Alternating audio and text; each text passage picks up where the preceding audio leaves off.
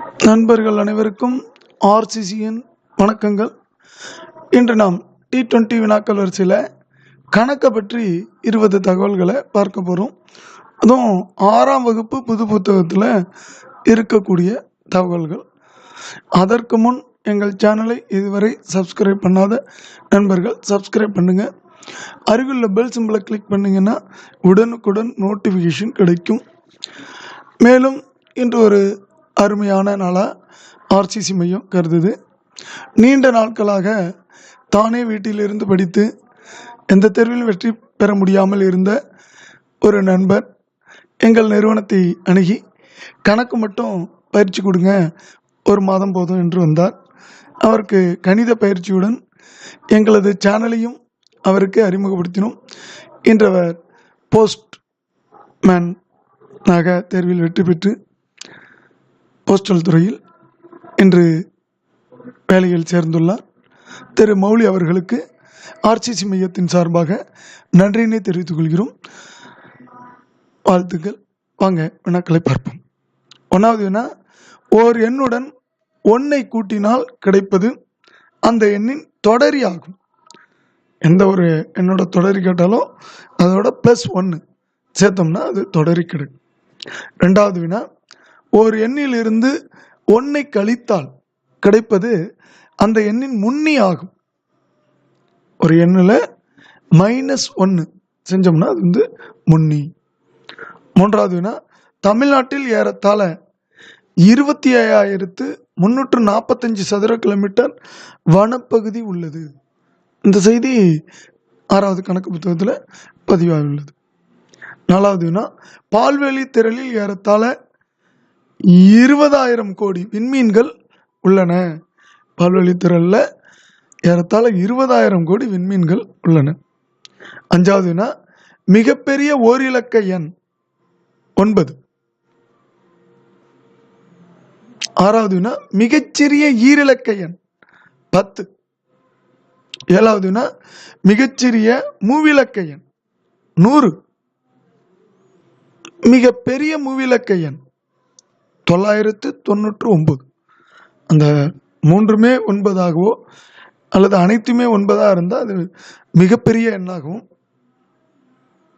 1 மற்ற எண்கள்லாம் 0 இருந்தால் அது வந்து சிறிய எண்ணாகவும் இருக்கும். அடுத்து 9வது வினாவை பாருங்க. 10⁻100 10^100 இதை வந்து கூகுள் என்று அழைக்கிறோம். அதனால தான் அந்த கூகுள் தேடுபொறிக்கு கூகுள்னு பேர் வந்தது. இதுதான் 10⁻100 10^100 அதுதான் கூகுள். இதே 10வது வினா பாருங்க. 10 கூகுள் ஈக்குவல் டு 10^10 அந்த பவருக்கு 100. அப்படி இருந்ததுன்னா அது கூகுள் ஃபிளாக்ஸ் என்று அழைக்கிறோம். 11வது வினா, லெசர் தென் கிரேட்டர் தென் இந்த குறியீடுகளை முதலில் பயன்படுத்தியவர் புகழ்பெற்ற கணித மேதை தாமஸ் ஹாரியட். அதாவது லெஷர் தென் மற்றும் கிரேட்டர் தென் குறியீடுகளை பயன்படுத்தியவர் கணித மேதை தாமஸ் ஹாரியட். 12வது வினா, நடைப்பயிற்சியில் பயன்படுத்தப்படும் கருவி பெடோமீட்டர். எவ்வளோ தூரம் நடந்திருக்கும், எவ்வளோ எனர்ஜி செலவாயிருக்கு, இந்த இதெல்லாம் கணக்கிடக்கூடிய அந்த கருவி பெடோமீட்டர். 13வது வினா, எந்த ஒரு எண்ணையும் 0ஆல் பெருக்க விடை வந்து 0 கிடைக்கும். அது நமக்கு தெரிஞ்சதுதான். ஆனால் அதுக்கு கீழே உள்ள 14வது வினா ஒரு தேர்வில் கேட்கப்பட்டது. 0ஆல் வகுப்பது என்பது இதுவரைக்கும் வரையறுக்கப்படவில்லை. ஏதாச்சும் ஒரு மதிப்பு சொல்லியிருக்காங்களான்னு இல்லை. நம்ம 0ஆல் வகுத்துட்டோம்னா ஏதாச்சும் ஒரு மதிப்பை போட்டுருவோம். மதிப்பெல்லாம் போடக்கூடாது, அது வரையறுக்கப்படவில்லை. 15வது வினா, எண்கணித குறியீடுகளை சரியாக செய்ய பொடமாஸ் ரூல்ஸ்னு இது வரைக்கும் நம்ம சொல்லிட்டு இருந்தோம். ஆனால் புது புத்தகத்தில் பெட்மாஸ் பயன்படுத்த வேண்டும். BIDMAS பயன்படுத்த வேண்டும். அதான் பொடமாஸ் ரூல்ஸ்னு நம்ம படிச்சிருப்போம். அதை பிட்மாஸ் ரூல்ஸ்னு சொல்லியிருக்காங்க. அடுத்து 16வது வினா, மிகச்சிறிய இயல் எண் 1, மிகச்சிறிய முழு எண் 0 ஆகும்.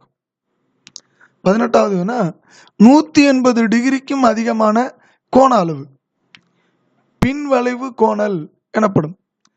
இது எப்படி கண்டுபிடிக்கலாம்? 360 டிகிரியில் எத்தனை கோணம் இருக்கோ அதை கழிச்சிட்டோம்னா இந்த பின்வளைவு கோணத்தை கண்டுபிடிக்கலாம்.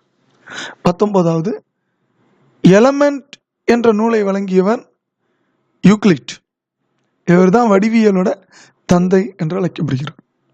20வது வினா, தரவு அதாவது டேட்டா என்ற சொல் முதலில் எப்பொழுது பயன்படுத்தப்பட்டதுன்னா கிபி 1640களில் பயன்படுத்தப்பட்டது.